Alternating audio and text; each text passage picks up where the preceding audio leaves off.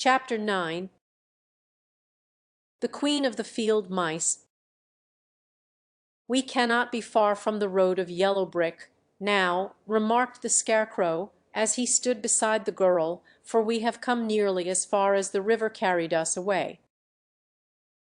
The Tin Woodman was about to reply when he heard a low growl, and turning his head, which worked beautifully on hinges, he saw a strange beast come bounding over the grass toward them.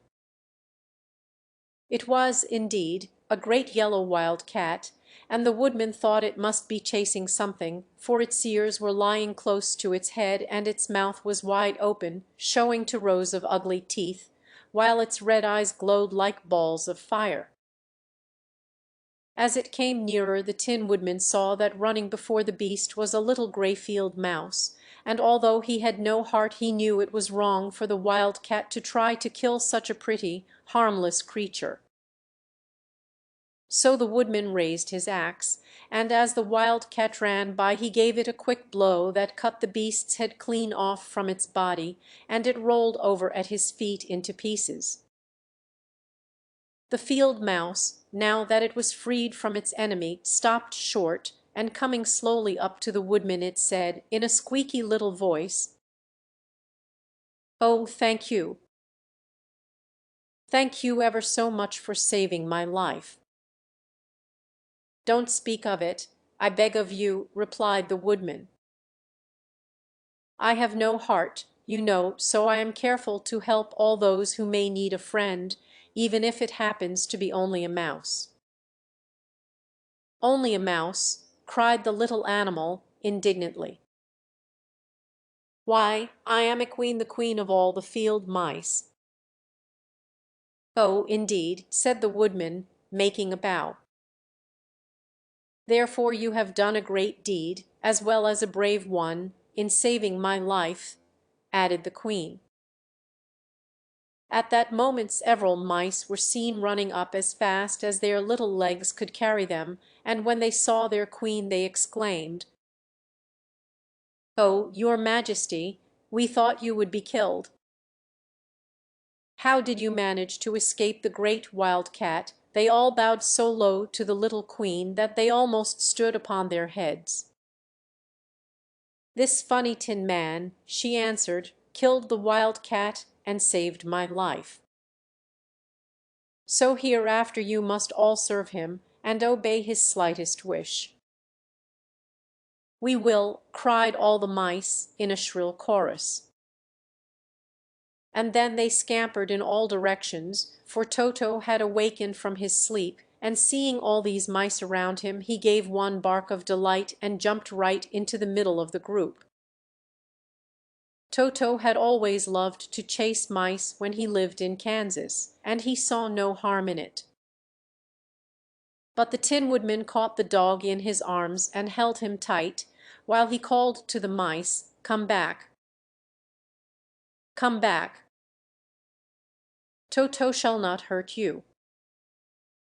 At this the queen of the mice stuck her head out from underneath a clump of grass and asked, in a timid voice, "Are you sure he will not bite us?" "I will not let him," said the woodman, "so do not be afraid."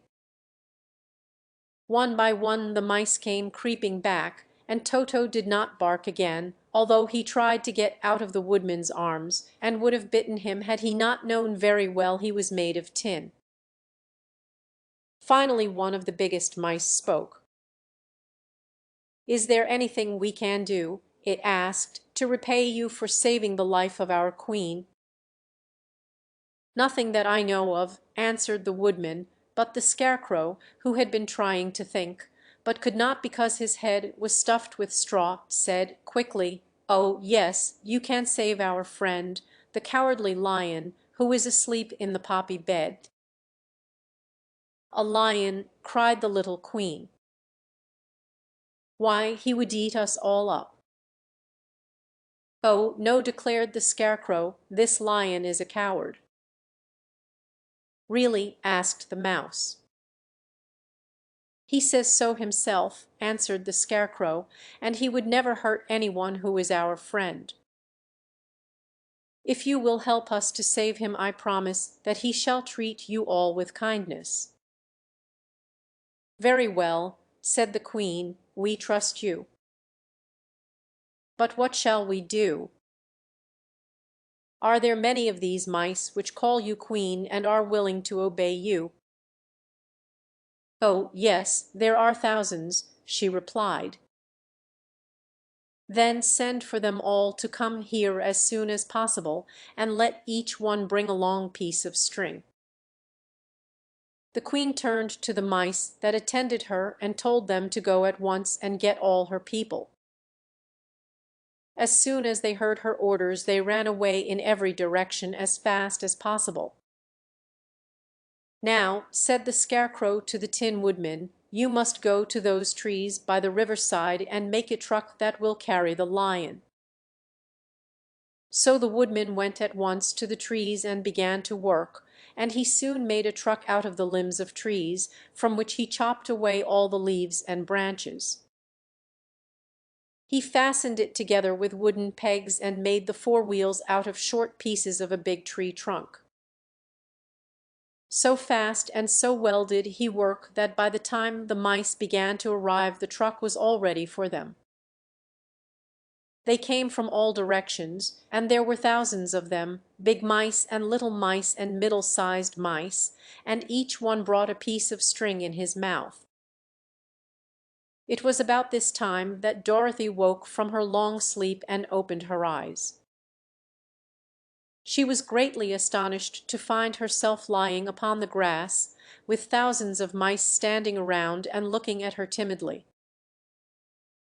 But the Scarecrow told her about everything, and turning to the dignified little mouse, he said, "Permit me to introduce to you Her Majesty, the Queen." Dorothy nodded gravely, and the Queen made a curtsy, after which she became quite friendly with the little girl.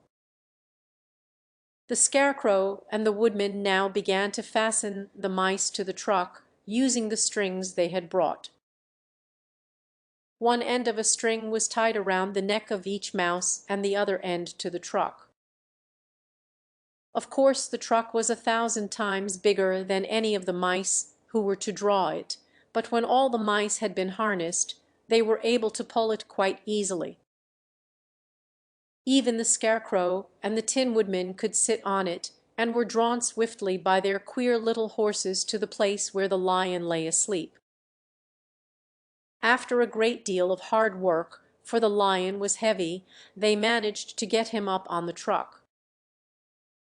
Then the Queen hurriedly gave her people the order to start, for she feared if the mice stayed among the poppies too long they also would fall asleep. At first the little creatures, many though they were, could hardly stir the heavily loaded truck, but the Woodman and the Scarecrow both pushed from behind, and they got along better. Soon they rolled the lion out of the poppy bed to the green fields, where he could breathe the sweet, fresh air again, instead of the poisonous scent of the flowers. Dorothy came to meet them, and thanked the little mice warmly for saving her companion from death. She had grown so fond of the big lion, she was glad he had been rescued. Then the mice were unharnessed from the truck and scampered away through the grass to their homes. The Queen of the Mice was the last to leave. "If ever you need us again," she said, "come out into the field and call, and we shall hear you and come to your assistance. Good-bye." "Good-bye," they all answered, and away the Queen ran, while Dorothy held Toto tightly lest he should run after her and frighten her. After this they sat down beside the lion until he should awaken, and the Scarecrow brought Dorothy some fruit from a tree near by, which she ate for her dinner.